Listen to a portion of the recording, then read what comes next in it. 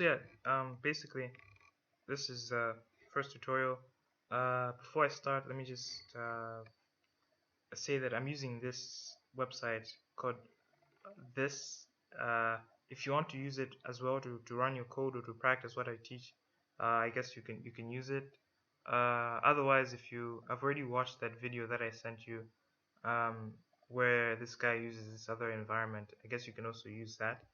Otherwise, if you find all these ones complicated, you can also use this one from this We3 Schools, that resource that I sent you.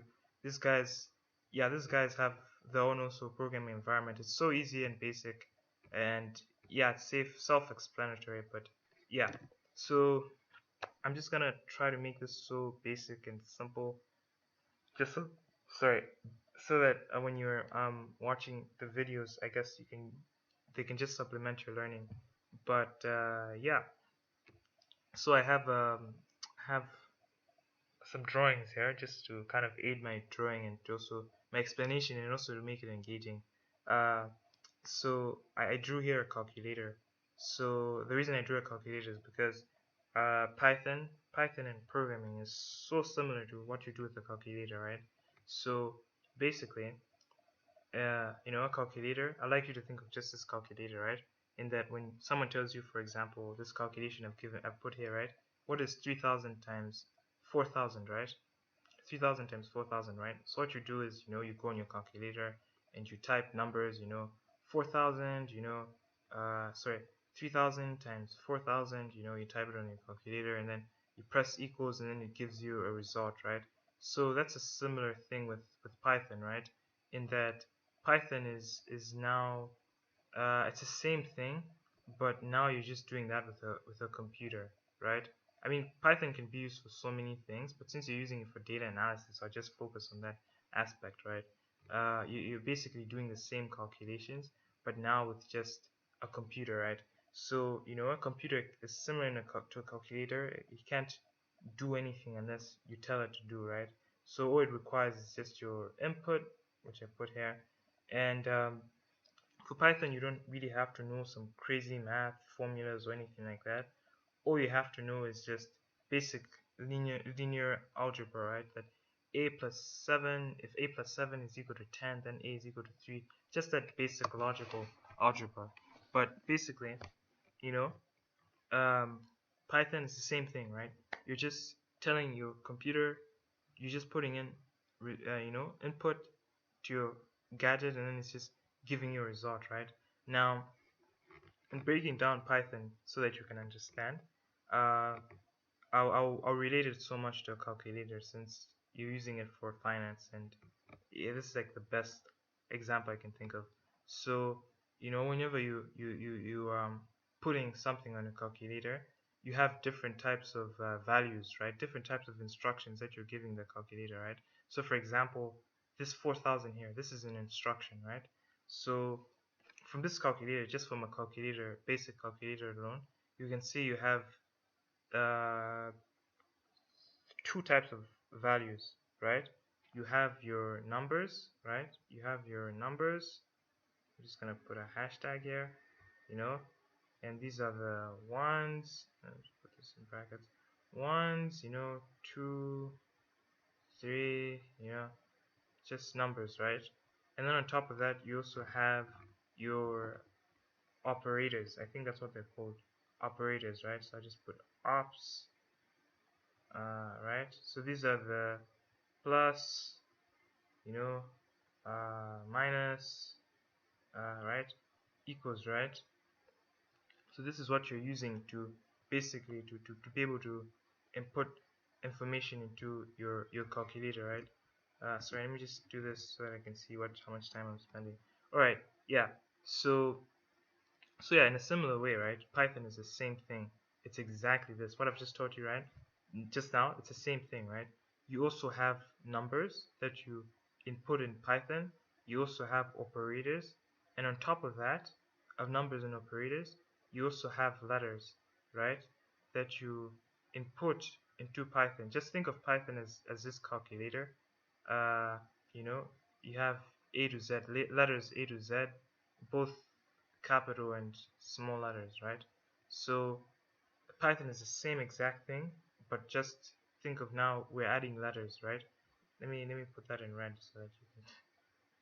Yeah. So you also have letters, right? That you're also being able to input into your calculator, right? So for example, I'm gonna use this example so that to give you an idea. When someone tells you to calculate profit, right? So you have your selling price, your revenue. Let's say that your revenue is, let's say, $2,000, and you have your cost, which is also which is no which is, let's say, $500, right? And you're told to calculate profit, right? What you do on your calculator is that you let me just delete this.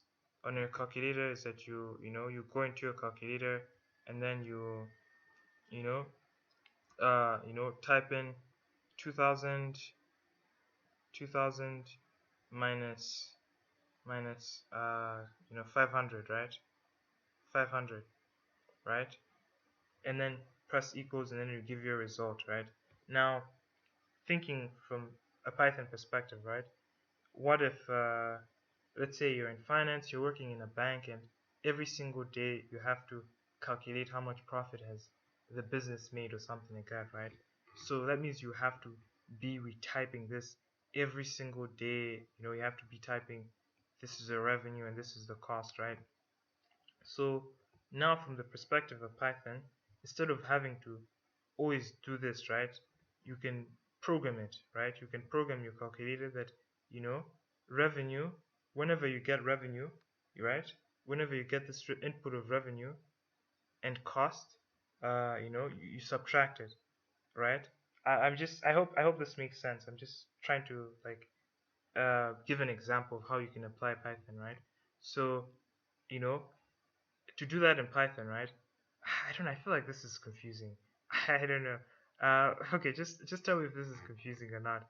But to do this in Python, right? What you'd have to do is the same thing. It's just the same thing of just 2000 minus 500, right? So I've gone here to my Python thing. Uh, just so you note, I'll be using this print. Oops. Print. Wow. Print function to be able to put out some output. You don't have to know this or understand this for now. I'm just using this so that whenever I run something here, hello, whenever I run something here, it comes here so that you can kind of see what I'm saying, right? So the same thing that I was saying, you have your profit 2000 minus 500, you just basically put it here, right?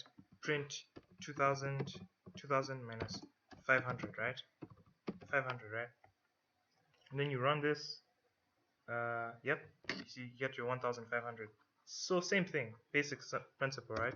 But then let's say you have a computer or a database somewhere, and someone will always put in revenue and will always put in cost, right?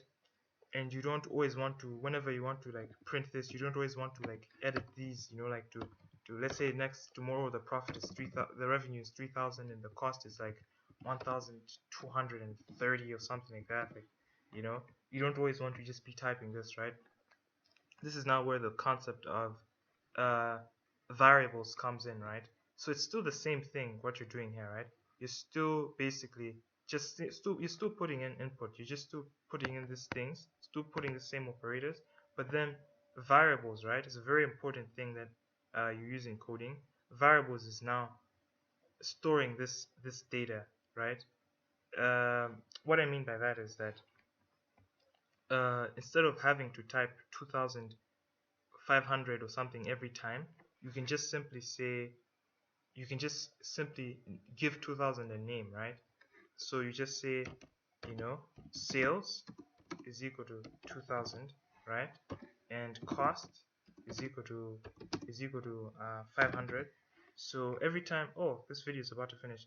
Okay, so every time you have a cost or something like that, you want to calculate profit, you just do sales. Okay, this thing is about to finish. I'll continue this in the next video.